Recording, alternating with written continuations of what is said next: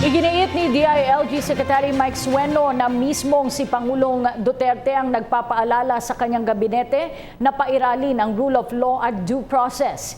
Inihayag ito ng kalihim kaugnay sa usapin ng extrajudicial killing sa bansa. Pagtitiyak naman ni Justice Secretary Vitaliano Aguirre, bibigyan ng hustisya ang biktima ng summary killings. Si Ria Fernandez sa detalye. Ipinagtanggol ni DILG Secretary Ismael Sueno si Pangulong Rodrigo Duterte mula sa extrajudicial killings. Ito'y matapos ang pagdinig ng Senado kaugnay sa serye ng pagpatay sa mga di-umano'y drug user at pusher. Sa pagtatapos ng EU-Philippines Justice Support Program o EP-JUST-2 na idinao sa isang hotel sa Pasig City, sinabi ni Sueno na wala sa atas ng presidente ang extrajudicial killings. I can assure you that in our cabinet meetings, the President wants to adhere to the rule of law. He wants due process. He does not want extrajudicial killings. So maybe yung mga nangyayari ngayon, hindi kagagawan ng gobyerno natin yan.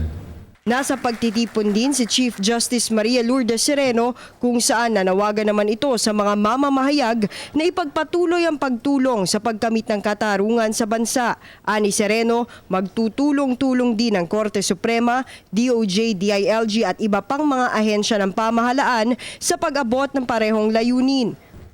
I also hope that the media will have a continuing interest in finding out if indeed justice is improving in the country. And in reminding our people that for us to last as a nation that is united, we can only be united if indeed justice is served.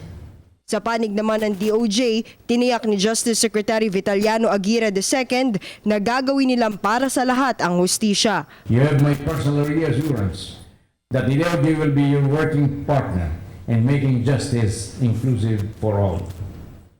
Ang EP-JUST-2 ay isang programa ng DILG at European Union na layong paigtingin ang bisig ng batas at katarungan sa bansa. Para sa PTV News, Ria Fernandez. Ako po si Cathy San Gabriel. Subscribe na sa PTV YouTube channel. I-click lang po ang subscribe button.